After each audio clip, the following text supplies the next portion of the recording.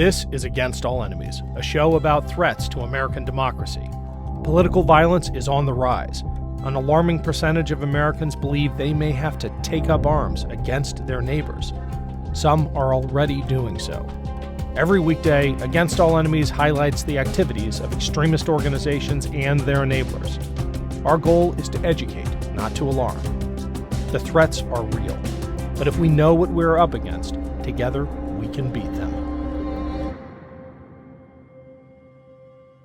Hey, I'm Chris Goldsmith, founder and CEO of Task Force Butler. And we're a group of veterans and volunteers who've banded together to legally impose real-world costs on the anti-democratic extremists who are terrorizing our country.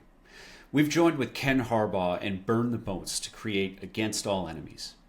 Our goal is to provide you with a daily briefing on what you need to know about the rising tide of violent extremism in our country. In this episode, we're going to take a look at yet another example of how our political discourse has migrated extreme violent images and ideas from the fringe to the mainstream. On June 30th, 2023, the last day of Pride Month, DeSantis War Room, a Twitter account closely aligned with Republican presidential candidate Ron DeSantis, retweeted a 1-minute, 13-second attack ad directed at Donald Trump, which quickly racked up over 25 million views. The ad trended on Twitter, was covered by traditional news outlets, and quickly went viral.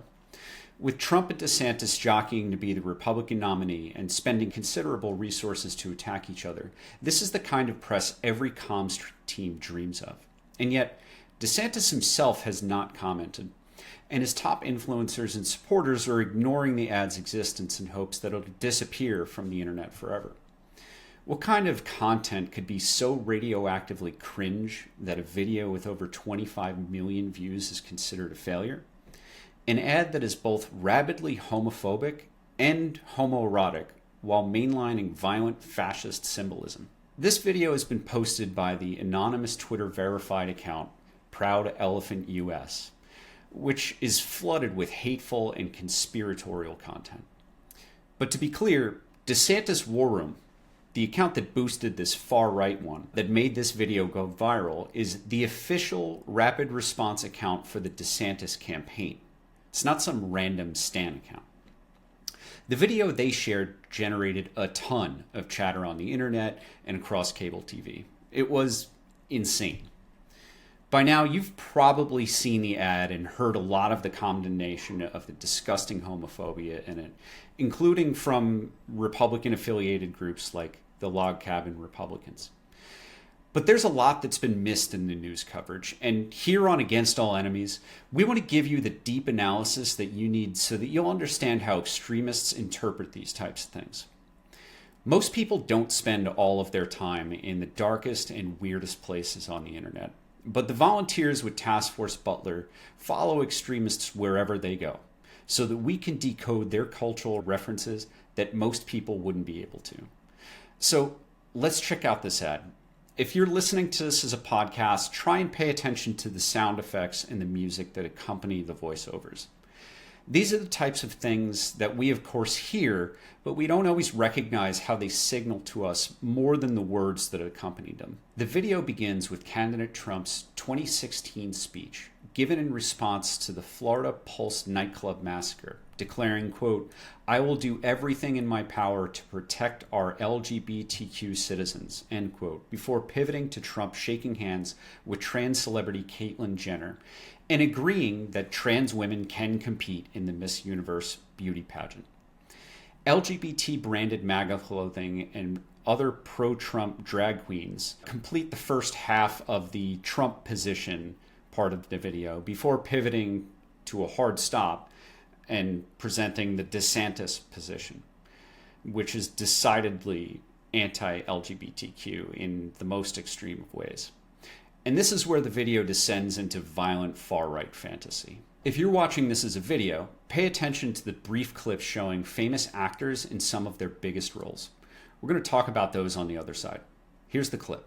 I will do everything in my power to protect our LGBTQ citizens. If Caitlyn Jenner were to walk into Trump Tower and want to use the bathroom, you would be fine with her using any bathroom she chooses. That is correct. It's Ken Harbaugh, Chris's co-host and the producer of Against All Enemies. I'm jumping in here with an editorial comment. When we first attempted to upload this ad as part of our video, it was flagged. It turns out the ad's producers failed to get the required permissions to use both the soundtrack and some of the images.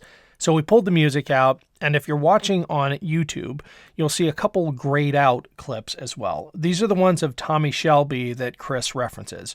I wanted to weigh in here to make the point that the creators of this awful piece of pro-DeSantis propaganda aren't just raging homophobes, they are incompetent at their jobs. They literally broke the law, probably accidentally, to make a commercial that blew up in their faces and has since been pulled from their website. All right, back to what's left of the ad and Chris's fantastic commentary on it. At Task Force Butler, we've been tracking the ways violent extremists have been making common cause with anti-gay and anti-trans groups to preserve relevance and continue to acquire power in a post-January 6th world. In this Against All Enemies, we're going to zero in on two fictional characters that appear in the video. Patrick Bateman, the murderous psychopath from American Psycho, and Tommy Shelby, the murderous gang leader from the Netflix series Peaky Blinders. We're focusing on them because their inclusion are deliberate attempts to associate DeSantis with brutal, violent, and remorseless power. Now, let's get this clear right up front. Bateman and Shelby are fictional characters from pop culture. They're pieces of art. They exist to tell us things about ourselves and the larger human condition. The creators used very stark imagery and nuanced messages, which makes them great memes. But both Patrick Bateman and Tommy Shelby are remorseless, cold-blooded murderers. And they appear in a U.S. presidential campaign as avatars for a candidate, while that same video and candidate brag about how his policies, quote, literally threaten trans existence, end quote. At Task Force Butler, we know the time when political ads and messages like "It's Morning in America" and "Hope and Change" are long behind us, but come on, this is ridiculous. These characters carry meaning in the world of violent extremists, specifically in what's known as the manosphere. The manosphere is a toxic Instagram and YouTube influencer community. And this is from a Task Force Butler volunteer. Fascist is an insult these days, casually thrown about by every political spectrum. Taking a book out of school or insisting it remain can be a fascist act, depending on your position. But the act demonstrates a fawning devotion to the male physique, psychopathy, destroying enemies, and unification around a strong military leader. The second half of the video begins with DeSantis, lightning bursting from his eyes as if he were Zeus seated on a throne, while a thumping techno beat reminiscent of a military march mixed in with a gay club begins. The following imagery comes in quick succession. Memes of muscular Chads popular in the red pill manosphere, Patrick Bateman from American Psycho, Tommy Shelby from Peaky Blinders, smoking, as well as Brad Pitt from the movie Troy. Bodybuilders flex, liberals cry, while headlines tout DeSantis' anti-trans, anti-drag queen legislation. In its homoerotic peak, Patrick Bateman and Achilles return along with Leonardo DiCaprio, and then DeSantis in a flight jacket while font displays Top Gov. Now, Andrew Tate is someone you're probably familiar with. He's that manosphere influencer guy who got arrested in Romania on extremely serious charges because the guy's a terrible person. He was engaged in things like human trafficking. Now, Andrew Tate would consider himself an alpha in this manosphere. He and other influencers sell books and courses to so-called betas who want to level up and become alphas, right? This is the big grift of these manosphere so-called alphas. Now, Patrick Bateman is considered outside of that duality, that relationship, and is known as a Sigma male. Now, stick with me for a second.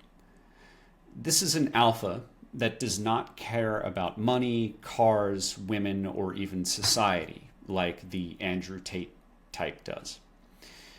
They're considered dangerous in an appealing way to young men by not caring for society or anyone else. Famous other Sigmas might also be the Joker, Tony Montana from Scarface, Machiavelli, Dirty Harry, or even Clint Eastwood. And the other men that are in DeSantis' ad, such as Jordan Belfort from The Wolf of Wall Street. These men are praised by this community for their violent and psychopathic nature by some members of Gen Z who've grown disillusioned with society, some in part because of the COVID era. They don't believe in any sort of social contract, and they want to tear it all down for the rest of us. With the rise of the alt-right, we saw extremists attempt to use meme culture to promote detestable ideas. They depict horrible things in goofy, cartoonish ways, using symbolism to communicate things like racism, anti-Semitism, and violence, specifically against women, in ways that they hoped would give them plausible deniability. With that kind of hate and love of remorseless violence having been mainstreamed, and now endorsed by a leading presidential candidate, we're entering really dangerous territory. Because their baseline is also fixed in the big lie, the absolutely baseless conspiracy theory promoted by Trump and his allies. Because in their minds, their democracy has already been stolen from them. And we know from polling the idea that our democracy failing, a what-if scenario that American people cannot choose their own leaders, leads a plurality of Americans to support political violence. Now, what this ad does in the context of years-long movement to demonize the LGBTQ plus community is provide a target for that political violence. That's how stochastic terrorism works.